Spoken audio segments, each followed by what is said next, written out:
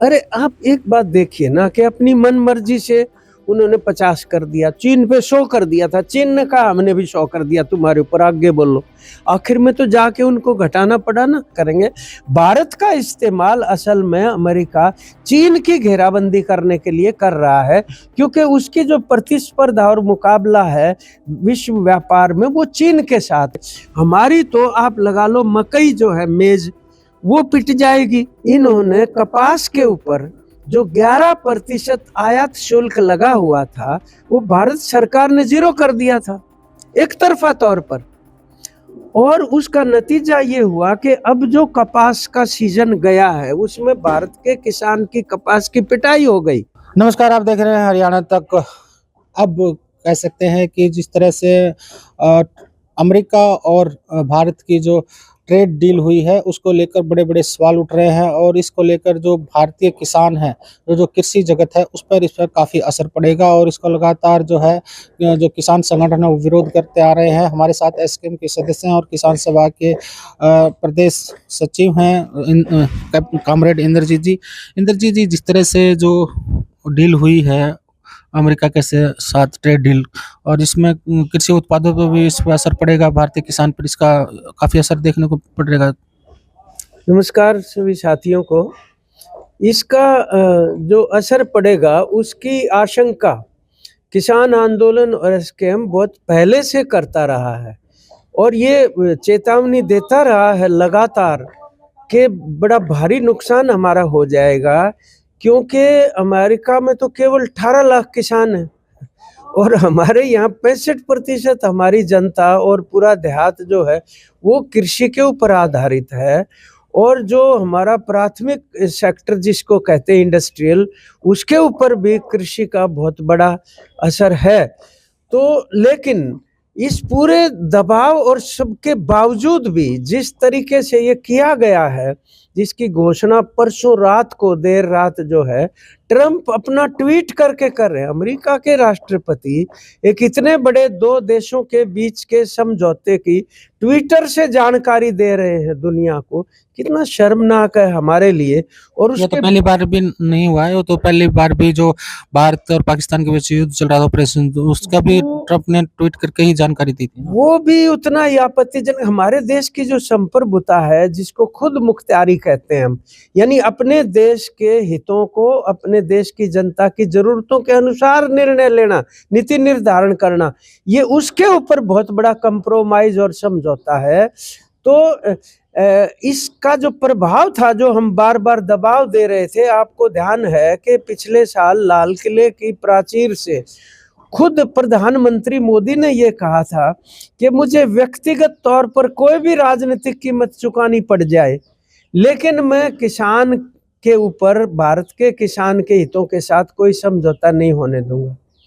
अब वो राजनीतिक निजी कीमत क्या थी वो तो कोई नहीं जानता, लेकिन आज के दिन स्पष्ट तौर पर जो ट्रंप का ट्वीट है परसों रात का, उसके अंदर स्पष्ट तौर पर लिखा हुआ है कि अन्य चीजें हम जो यहाँ तारीफ हटाएंगे, आयात शुल्क भारत, उसके अंदर एग्रीकल्चर प्रोड्यूस भी है। और खुद जो है अमेरिका की जो कृषि मंत्री कह लो, सेक्रेटरी ऑफ एग्रीकल्चर वहां उसको बोलते हैं, ब्रूक रॉलिंस, उनका ट्वीट साफ तौर पर कहता है कि कृषि उत्पादों के ऊपर भारत 0 कर देगा आयात शुल्क, जिससे वो कह रही है 1.3 बिलियन का जो घाटा पड़ रहा था अमेरिका को वो पूरा हो जाएगा। और अमेरिका के किसानों को भारत की तरफ से रुपया जो है पंप इन होगा। पंप इन का मतलब झोंक दिया जाएगा पैसा भारत का उधर, यानी भारत के किसान की कमाई जो है वो अमेरिका के जो किसान भी नहीं है, वो कंपनियां हैं अमेरिका की, तो उन कंपनियों के हित के अंदर वो चला जाएगा। इसका मतलब ये है। और प्रधानमंत्री के ट्वीट में उसका जिक्र नहीं है। और ये जो पीयूष गोयल वाणिज्य मंत्री हैं, रात को इतना लंबा भाषण दिया, विपक्ष को गालियां निकाली, उसको देशद्रोही बता रहे, क्या मतलब है उसके अंदर? तुम खुद ये बताओ ना कि तुमने कृषि के ऊपर तुम कह रहे हो कि कोई बात नहीं हुई है, और वो ट्रम्प अपने ट्वीट में लिख रहे हैं, तो तुम कह दो कि झूठ लिखा है। कोई तो बात साफ होनी चाहिए ना। प्रधानमंत्री 140 करोड़ हिंदुस्तान की जनता की तरफ से जो आभार प्रकट कर रहे हैं राष्ट्रपति ट्रम्प का, उस 140 करोड़ की जनता को क्या आप गुमराह नहीं कर रहे हैं? क्या आप अंधेरे में नहीं रख रहे हैं? देश की पार्लियामेंट चल रही है, अधिवेशन चल रहा है, उसमें आज तक आपने यहाँ तक भी नहीं बताया कि किन किन शर्तों के ऊपर और किन किन सेक्टर्स में, किन किन क्षेत्रों के अंदर बातचीत हो रही है, उसका प्रारूप क्या है, यहाँ तक नहीं बताया। जो बीजेपी के मंत्री हैं, चाहे नेता है, ये कह रहे हैं कि जो पहले 25% अमेरिका टैरिफ लगाता था वो 50 कर दिया था, अब 18% कर दिया है। तो इसको किस तरह देखते हो? एक ऐतिहासिक फैसला मानते हैं? भारत की कूटनीति, आर्थिक नीति का उदाहरण दे रहे हैं? अरे आप एक बात देखिए ना कि अपनी मन मर्जी से उन्होंने 50 कर दिया, चीन पे 100 कर दिया था, चीन ने कहा हमने भी 100 कर दिया, तुम्हारे ऊपर आगे बोलो।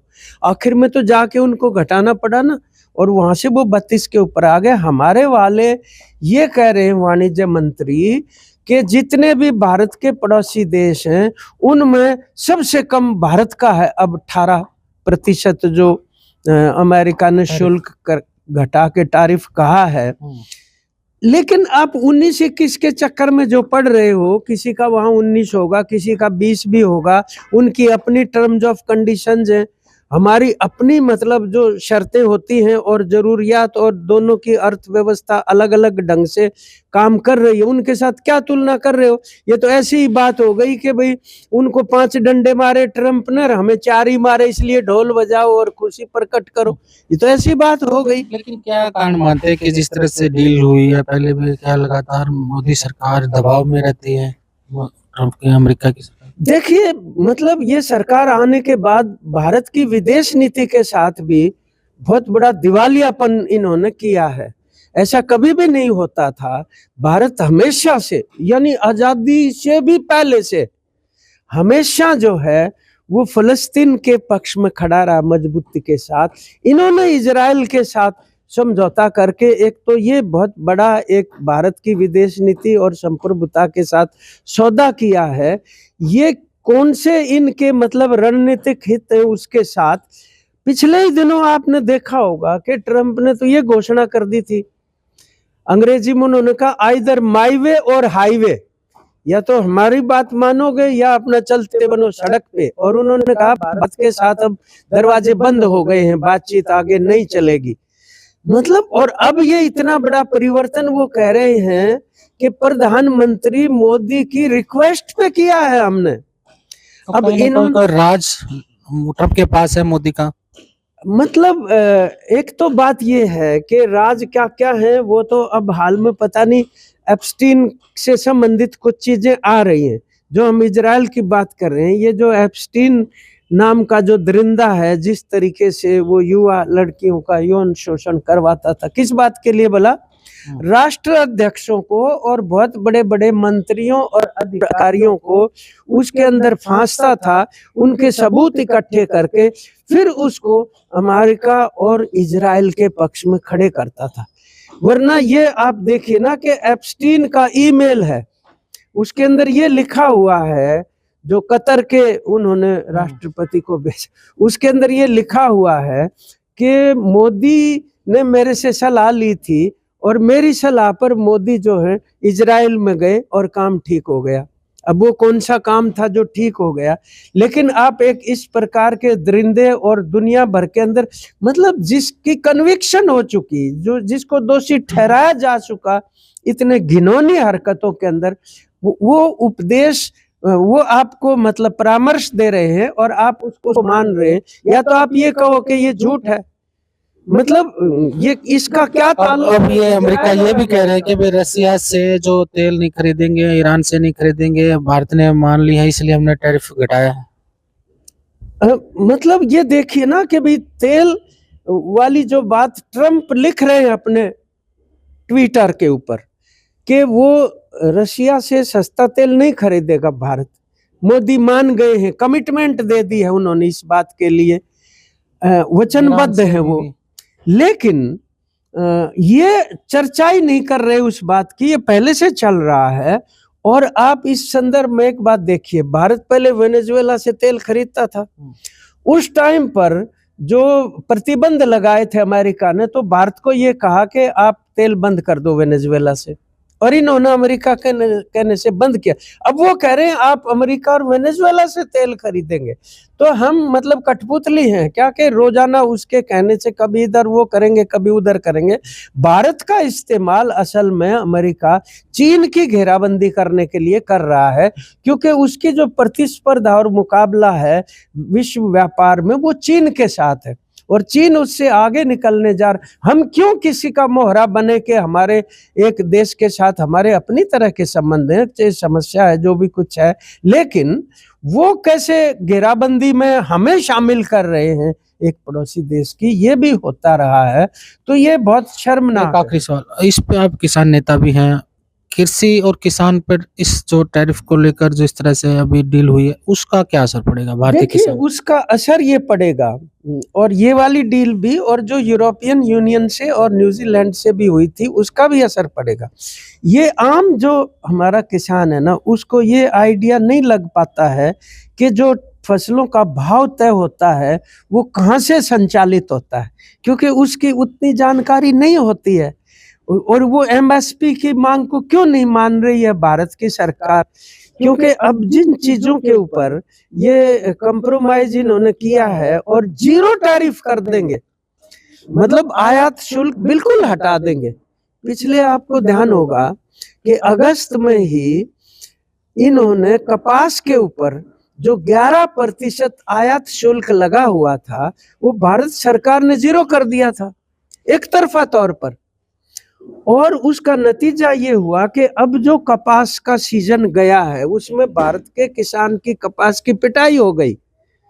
और अब ये जो इसका असर पड़ेगा, जब उनका उत्पाद यहाँ आके बिकेगा तो वो तो बहुत बड़ी बड़ी मतलब उत्पादन करती है, फर्म है बहुत बड़ी बड़ी, उनको जो जिसको उत्पादन शुल्क कहते हैं, यानी इनपुट कॉस्ट, पैदावार का जो मतलब एक खर्च तरह से है, है, भारत के किसान के जो फसलें हैं जो है वो कम भाव में ज्यादा मिलेंगी वो तो व्यापारी इसलिए को, ज्यादा तो जाएंगे। अमेरिका की सस्ती मिले तो अमेरिका की लेगा, तो उस पर असर पड़ेगा इसलिए। निश्चित रूप से पड़ेगा, और उसके अंदर वेजिटेबल और फ्रूट भी लिखा हुआ है।